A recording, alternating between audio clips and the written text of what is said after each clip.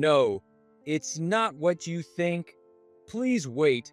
On my way home from a night out, I was walking alone through the entertainment district when I saw Greg coming out of what looked like a very expensive hotel.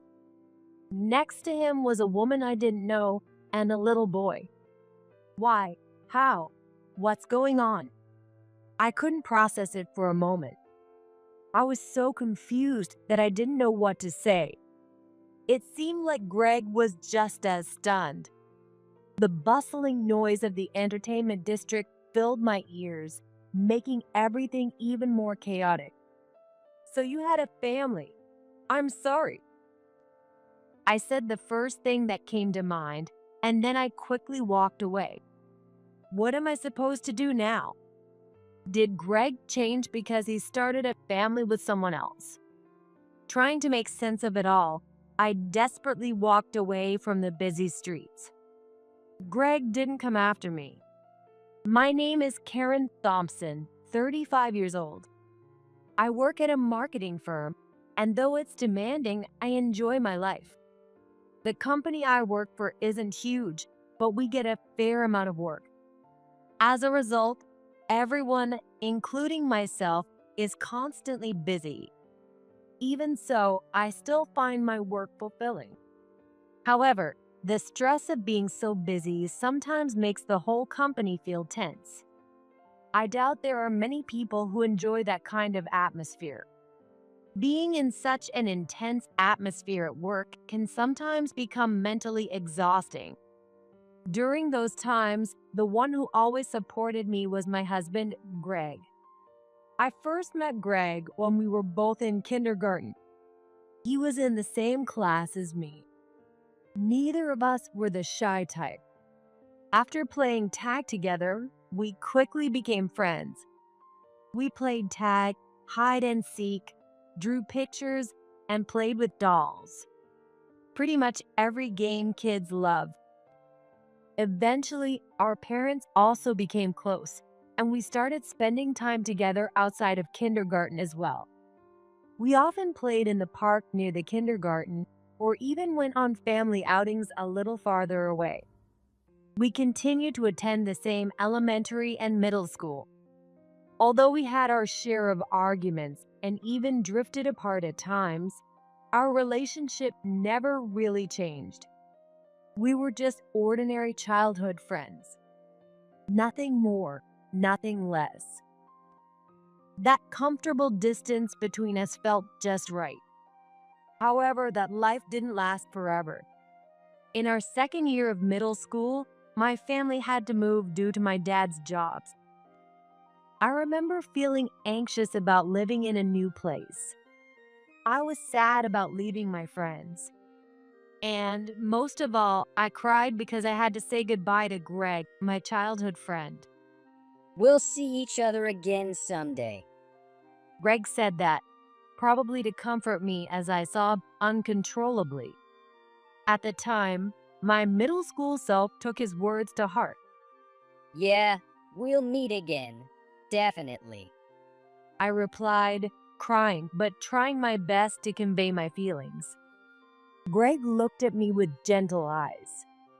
About 4 years later, I graduated from high school in the new town and enrolled in a local college. The thought of returning to live in my hometown filled me with excitement. By that time, I had already forgotten Greg's words. One day, shortly after I started college, I had a shocking reunion. There, on campus, was Greg. We noticed each other at the same time. Although we had grown and our appearances had changed, it didn't take long for us to recognize each other. That day, we decided to have dinner together. Because my last impression of Greg was stuck in our middle school days, I felt a bit nervous around the more mature version of him. It almost felt like I was talking to an older man I had just met for the first time. But it seemed I wasn't the only one feeling that way. Wow, you've really grown up. I was surprised. You too. Greg's eyes awkwardly shifted as he said that before he took a sip from his glass of water. Following his lead, I took a sip from my own glass. But that awkwardness only lasted at the beginning. As we talked, the tension melted away, and before long, we were chatting like we used to. Memories of seeing each other every day came flooding back, and my heart was filled with nostalgia. From that day on, Greg and I started talking frequently again. We began sharing meals, working on assignments together, and spending more and more time with each other. Our relationship didn't remain just a childhood friendship like it had been in middle school. About 6 months after our reunion, we started dating and entered a new chapter as a couple. Every day felt incredibly happy. I was thrilled to have reconnected with Greg, to have ended up at the same college, and to have found each other again. When we first started dating, I was on cloud nine, convinced that everything was destined. Looking back now, it's a bit embarrassing to think about. We graduated from college without ever breaking up and both found jobs. A few years later, when our careers had stabilized, Greg proposed to me. Of course, I had no reason to refuse. I accepted his proposal, and we happily became husband and wife. I wonder what kind of life awaits us from here on out. My heart was filled with excitement thinking about our life together. But little did I know that getting married would eventually lead to such pain. I never could have imagined it at the time. Greg's parents remembered me and congratulated us on our marriage. Naturally, my parents were thrilled as well. Our new life together was as wonderful as I had imagined. No matter how tired I was from work, coming home to Greg's warm welcome always made everything better. He became my rock. I often hoped that I could be some sort of support for him as well.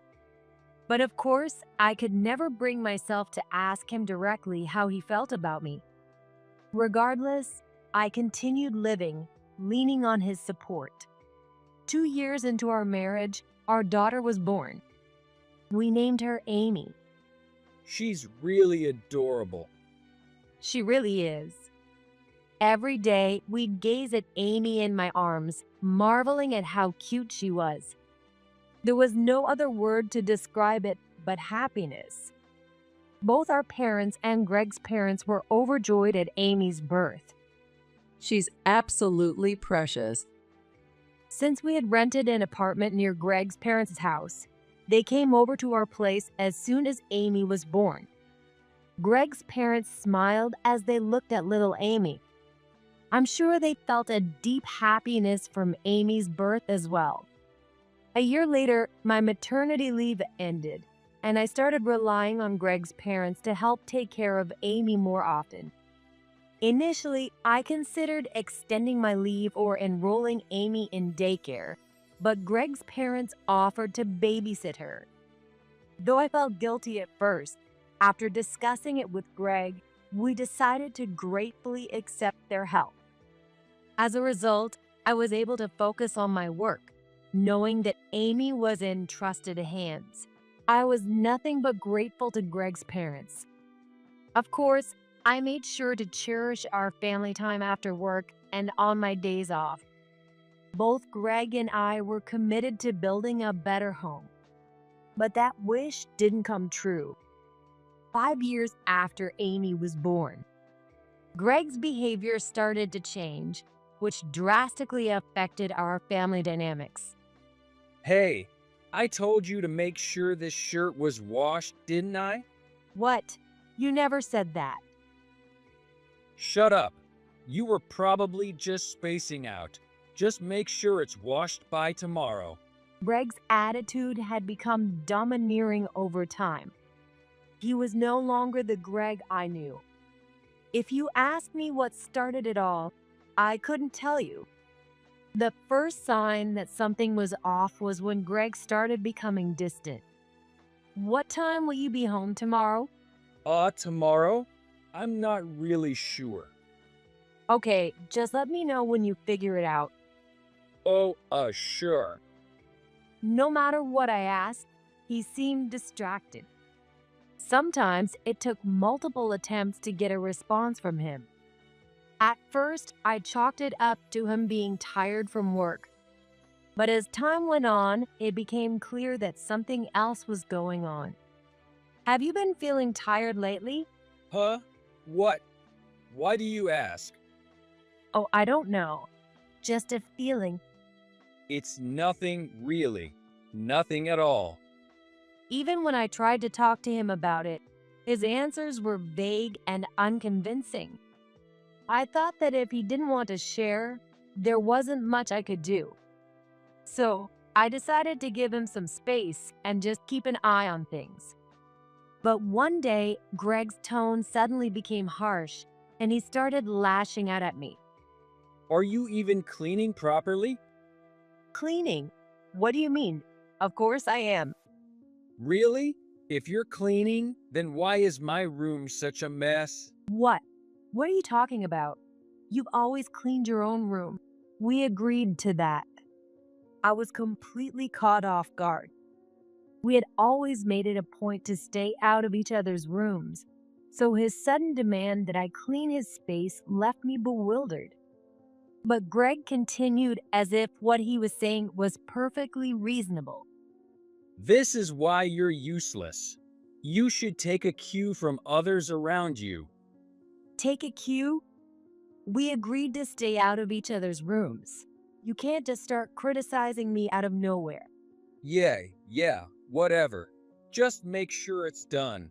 Oh, and put my shoes away in the closet. The season's over. What? Are you serious? Greg said his piece and then left the house. I figured that if I did clean his room, he'd probably just get mad at me for invading his space.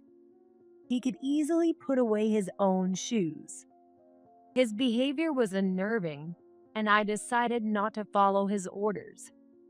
We were supposed to share household chores equally since we both worked, but somehow everything had fallen on me. When Greg came home, he'd either shut himself in his room or laze around in the living room. If I made dinner, he would complain and sometimes wouldn't touch it at all.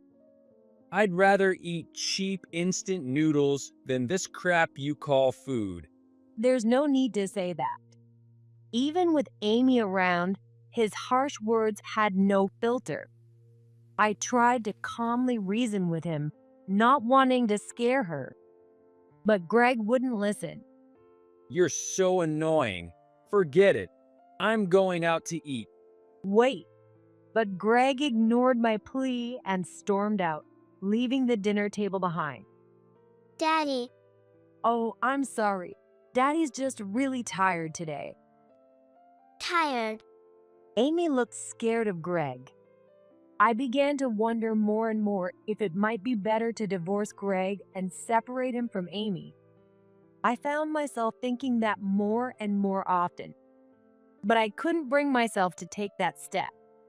Was it really the right thing to do to just go through with the divorce? Greg was still Amy's father, and I couldn't deny that she might need her father in her life as she grew up. Even if he was a difficult father, wasn't it better for him to be there? And if I went through with the divorce, I would lose my connection with Greg's parents as well. I also wondered if it was right to take away the presence of her grandparents from Amy's life. Besides, a part of me still wanted to believe in Greg, the childhood friend I had known for so long. It's almost laughable now, looking back, that I wanted to trust him despite how terribly he treated me. I wonder why I didn't choose divorce sooner. I wish I could go back and confront myself about it. Greg seemed to behave perfectly whenever his parents were around. He was always such an obedient son. He was kind to me too, not at all like his usual self. Karen is amazing. She cooks great meals and she's so thoughtful. Oh, really? He would act all charming when we visited his parents, probably because it was convenient for him. But every now and then, he would slip up. Karen, bring me some drinks and snacks. This isn't enough. Hey, what's with that tone? I don't care if you're drunk or whatever. That's not how you ask someone for something. My mother-in-law never let it slide. She would always speak up on my behalf and reprimand Greg. Oh, sorry. Greg would apologize, probably because he didn't want to upset his mom. He usually slipped up when he was drunk or eating. I figured he'd just let his guard down in those moments. But since his attitude at home never changed, I felt like his apologies weren't really meant for me, but for his mother. He showed no signs of wanting to change and seemed to live however he pleased. Even when we went out as a family, Greg never looked like he was having fun, just bored. Hey, could you at least try to look like you're enjoying yourself? Amy's going to feel uncomfortable. Huh? I don't care. Let her feel whatever she wants. Why would you say something so cruel? I started to wonder what Greg really thought about our marriage and having Amy. On the day we got married, on the day Amy was born, didn't he feel the same happiness I did? I just couldn't understand what was going on in Greg's mind. His behavior only got worse over time. He frequently criticized my cooking, demanded I clean, and insisted that I show him more respect. I often found myself at a loss, wondering what on earth he was thinking. After living like this for about 6 months, I reached a breaking point.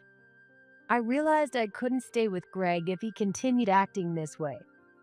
I decided that I would either take drastic measures to change him or, if that failed, consider divorce. Greg, we need to talk. Huh? After Amy went to bed, I finally decided to confront him. You know, Greg, you've really changed from how you used to be. What are you talking about all of a sudden? You used to be kind. If you have something to say, just say it. I don't have time for this. Saying that, Greg turned his attention back to his phone. It seemed like he was playing a game. I couldn't help but wonder if I was being unreasonable to expect him to stop playing while we talked. I am considering divorce. The moment I mentioned the word divorce, Greg's demeanor shifted completely. What? Divorce? I just don't think I can continue like this. If you're willing to change, I might reconsider. But if things stay the same, it's not good for Amy either. I'm sorry. I'm really sorry. I'll change, I swear. Just please, I don't want a divorce. Greg seemed utterly desperate to avoid a divorce. I couldn't tell if he truly didn't want to lose me or if he was just clinging to the idea of being a married man. It was sad that I was questioning his sincerity even in that moment. It made me realize just how much I had lost faith in people. All right, I won't file for divorce right now. But in return, could you sign the divorce papers? What? Sign the divorce papers? I wouldn't be bringing this up if I weren't serious. Plus, I don't want this to be something we just brush off. Brush off. Greg repeated my words as if pondering them. After a deep breath, he finally spoke. Okay, I'll sign the divorce papers. But remember, if you do anything to ruin our family again, I won't hesitate to file them. Yeah, I understand. I handed him the partially filled out divorce papers. He paled at the sight of them. Here, is this what you wanted? With trembling hands, he signed the papers and handed them back to me. I'll change, I promise. Okay. Greg didn't display his usual harshness. Instead, he seemed genuinely remorseful. I thought that maybe, just maybe, it might be worth giving him one last chance. From the day he signed the divorce papers, Greg's behavior changed dramatically. He became kind and cheerful again, just like when we first got married. All right, Amy. How about you sleep with Daddy tonight? With Daddy? He started to truly act like a father to Amy, and I felt a sense of relief. It seemed like the threat of divorce had really gotten through to him. However, this peace didn't last long. The family we had built was soon shattered by Greg's secret. The day everything fell apart was when I attended a work-related dinner. Despite the lively atmosphere, I hadn't had a drop of alcohol, but I still felt a bit lighthearted. Since I had Amy to think about, I skipped the after party and headed home after the first round. I walked through the entertainment district, intending to hail a taxi. As I passed by what appeared to be an upscale hotel, I saw a familiar figure emerge from it. It was Greg. Beside him was a woman I didn't recognize, along with a small boy. Why? How? What's going on? I couldn't make sense of it. I was so overwhelmed with confusion that I didn't know what to say. Greg seemed just as stunned as I was. The noise of the bustling entertainment district only added to my disorientation. "So, you had a family all along. I'm sorry." I blurted out the first words that came to mind, then quickly walked away. No, it's not what you think. Wait, Greg's voice called out behind me, but I was determined to get away from the area as fast as I could. What should I do now? Did Greg change because he had a family with someone else? No matter how much I tried to make sense of the situation, I couldn't. By the time I realized it, I had wandered past the entertainment district and the taxi stands, ending up in a deserted area. I glanced around, finding myself alone. For a moment, I thought maybe Greg would come after me, but he never did. I couldn't help but feel like an utter fool for even having a sliver of hope. Without stopping, I continued walking home. After witnessing such a scene, even if Greg tried to claim that the woman and child were strangers, I wouldn't believe it. I hurriedly took out the divorce papers I had kept and headed straight to the courthouse to submit them. Just like that, our marriage was over. It felt strangely anticlimactic, and I was left with an indescribable feeling. On the day Greg signed the divorce papers, I had warned him, "If you do anything to destroy our family again, I'll submit these immediately." Had he forgotten those words? Or maybe he hadn't forgotten, which is why he had been so secretive.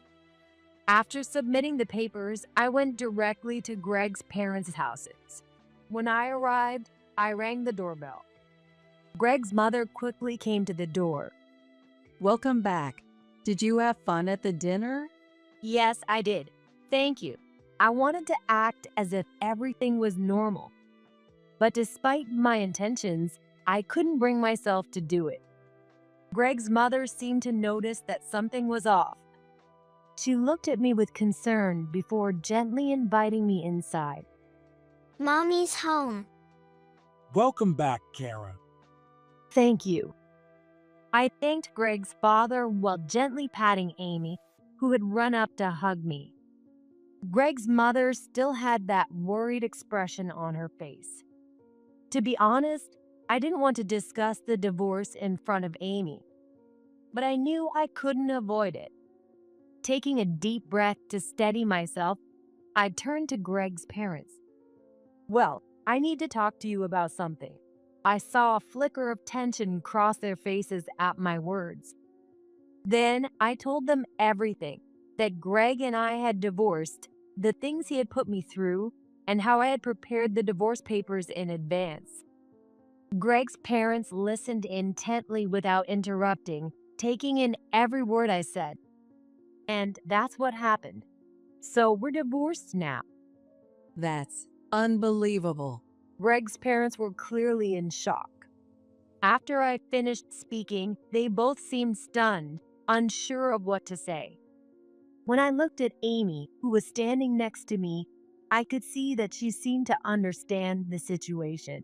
She just lowered her head in silence, not saying a word. Seeing that expression on her face made me feel an overwhelming sense of guilt for dragging her through all of this. I was truly sorry for putting her in such a situation. I'm so sorry. I can't believe our son. No, please, it's not. I don't even know what to say. It's just so shameful. We'll definitely have a serious talk with him. Greg's father said that, and Greg's mother quickly chimed in to apologize. Please, you're not to blame. They had done nothing wrong. I quickly told them not to feel guilty, and I continued. For now, Amy and I will stay at a hotel tonight. We'll probably move into an apartment starting tomorrow. I wish we could offer you a place to stay here, but with him possibly coming back at any moment, it's too risky. When you get to the hotel or when you move into the apartment, make sure you let us know, okay? I'm worried for both of you.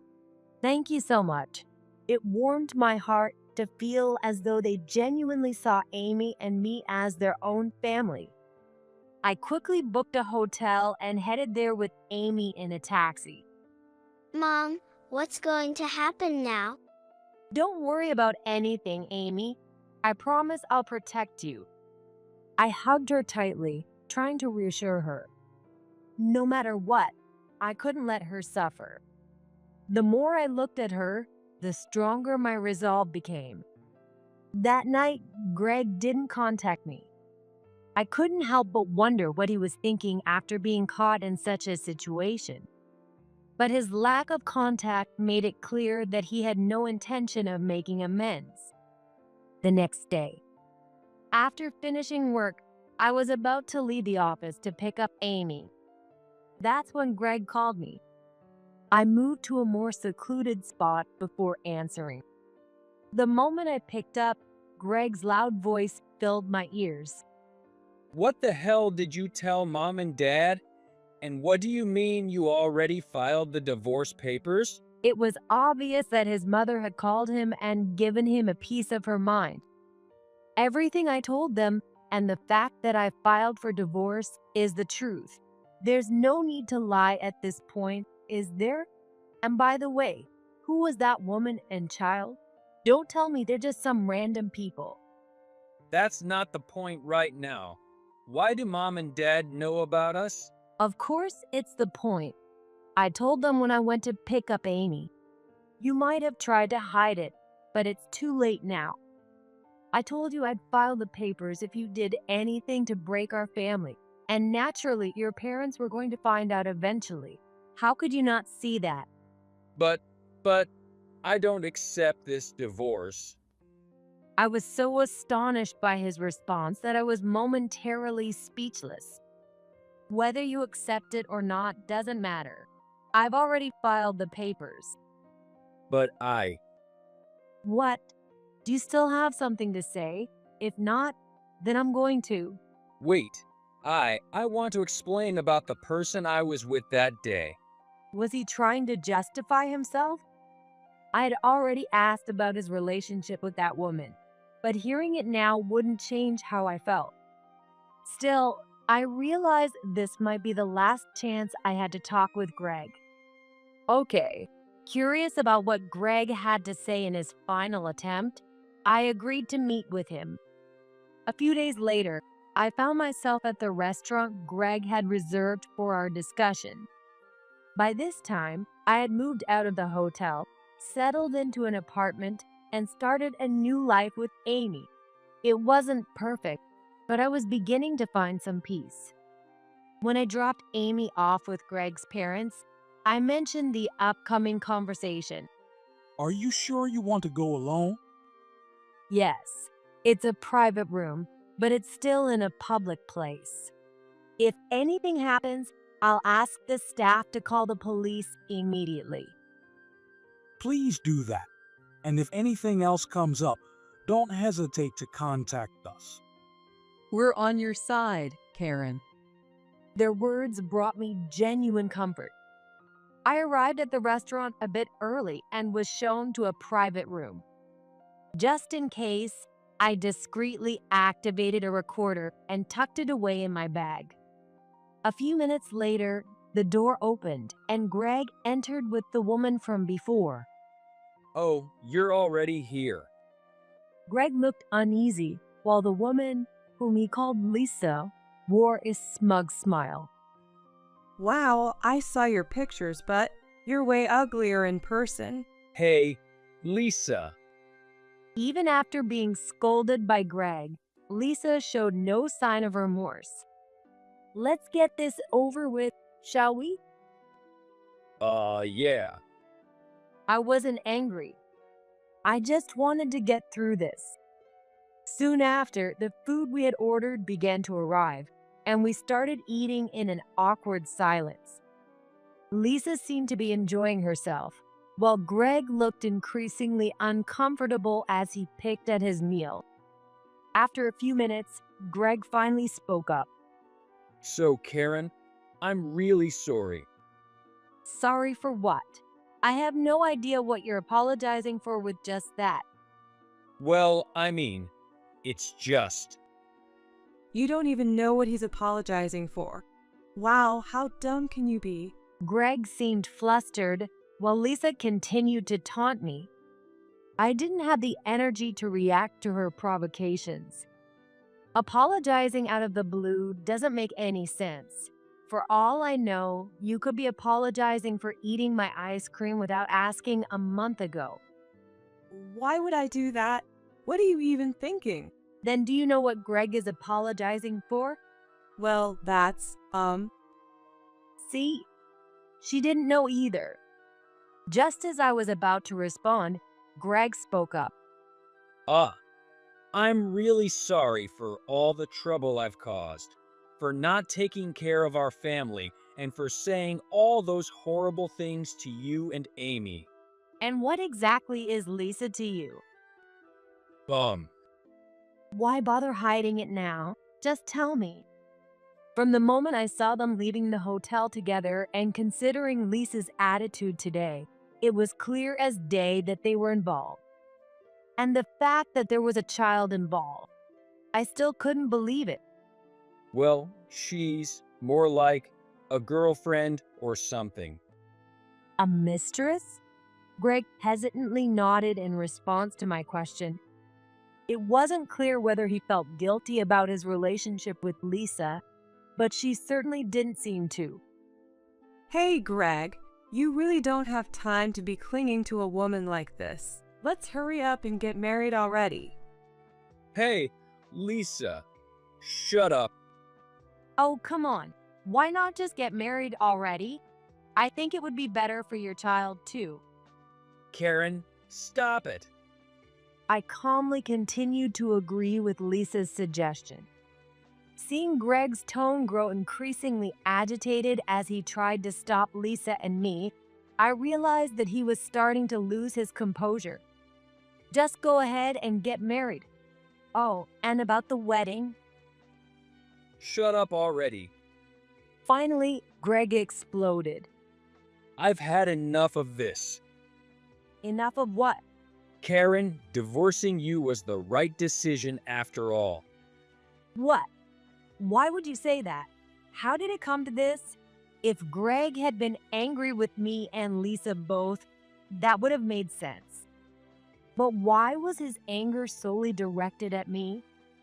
When you first mentioned divorce, I tried to stop you because I didn't want to lose the money. Even today, I wanted to explain things to you so that maybe we could keep some sort of relationship going after the divorce. You know, just in case. And why would you want to do that? What's the point of keeping a relationship with me? Just to have some financial security in case things went south. What are you even saying? I couldn't understand Greg's thought process at all. The only thing that was clear to me was that he didn't care about me. He just cared about the money I earned. Shut up. I don't even know what I want anymore. If Greg didn't know what he wanted, I certainly didn't either. Greg, Do you even understand how things got to this point? What? Got to what point? I don't know how you and Lisa met, but if you hadn't tried to maintain two separate families at the same time, we wouldn't be in this mess. If you'd married me, you should have focused on our family. If you fell in love with Lisa and wanted to marry her, you should have asked me for a divorce first. I tried to reason with him, but Greg just remained silent. Well, it's too late to apologize now. It's clear you haven't truly reflected on your actions. So I'll be demanding alimony from both you and Lisa. And Greg, you'll also be paying child support. What? Why? We're already divorced, so there's no need for alimony. Even after a divorce, I can still claim alimony within a certain period. I'll be handling everything through a lawyer, so expect to receive a formal notice. Greg had said they didn't have much money, but that wasn't my concern. I was determined to ensure they understood the gravity of what they had done by demanding the alimony and child support they owed. Wait, we told you we don't have money, and we have a child too. Yes, and so do I. You've done whatever you wanted until now, so think of this as your consequences catching up to you. Well, that's all I have to say. Hey, you old hag, stop right there. As I was about to leave the private room, Lisa called out to stop me. But it wasn't me who put an end to her outburst, it was Greg. Lisa, that's enough. We'll pay. But Think about it. If we pay, we won't have to deal with her anymore. It's better to just pay up and be done with it rather than drag this out, right? Greg's words, treating me like the villain, made my blood boil. However, it was true that paying would end our direct involvement with each other sooner. Lisa seemed to accept Greg's reasoning and stopped complaining. As I had planned, I had my lawyer send them a certified letter demanding compensation and child support. Soon enough, the payments started coming through. Once all the money was paid, our ties would be completely severed. Though it would take some time, I couldn't wait for that day to arrive. But things didn't go as smoothly as I had hoped. One weekend, while I was at home, the doorbell rang. A feeling of unease washed over me, and I checked the door through the peephole. Standing outside were Greg and Lisa, both looking angry. I hadn't told them where I was living. So how did they find out? The thought that they might have been watching me made sweat break out across my forehead. Ignoring them would only mean they'd come back again. And I didn't want to disturb my neighbors. After taking a deep breath, I opened the door. What's going on? Karen, so you are living here. Please, I'm begging you, can you reduce the alimony and child support? please, we really can't afford it anymore. So that's what this was about. They wanted to lower the payments. It was pitiful. I can't do that. And just so you know, the child support isn't for me, it's for Amy. I already asked for less than the usual amount, but if we reduce it even more, it will only hurt Amy. Can't you see that? But we have a child too. That's your problem. And frankly, you're the one who chose to have another child. Don't drag us into your mess. What did you just say? As expected, Greg was furious. He was likely upset about the "you chose to have another child" part, but it was the truth. Listen, It was clear they weren't going to leave until I agreed to reduce the payments. As I was trying to figure out how to get them to leave, I heard a voice from behind me. Hey, what's going on here? Dad, It turned out that Greg's parents had come over to visit that day. Despite the divorce, they remained close to Amy, continuing to visit her regularly. Although they were disappointed in Greg, they valued the relationship they had with me and we kept in touch. They often came over to visit, so it wasn't unusual to see them. When I heard an argument, I didn't expect to find you two here. What? How did you know we were here? James, we just came to ask for a reduction in the alimony and child support. You have no right to call me Jane. Greg's father, James, was visibly angry at both Greg and Lisa. And how did you even find this place? I'm certain Karen didn't tell you.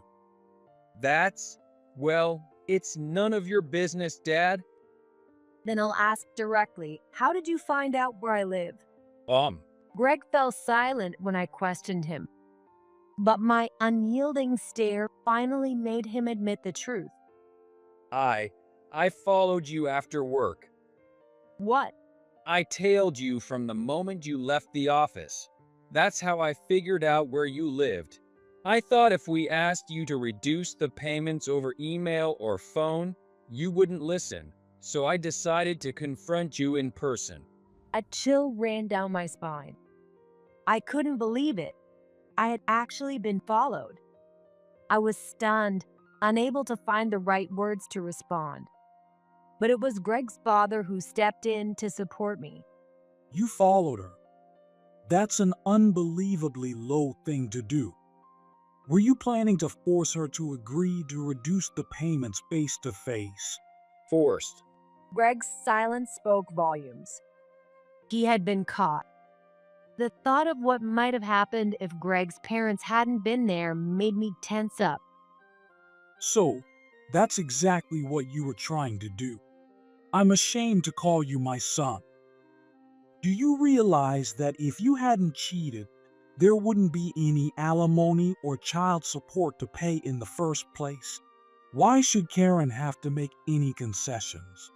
And stalking her to find her home that could be considered a crime. Well, I mean, Did you know that? I couldn't be sure what Greg and Lisa were truly thinking. But it was clear that they were willing to go to any lengths to get what they wanted. The realization made me instinctively step back.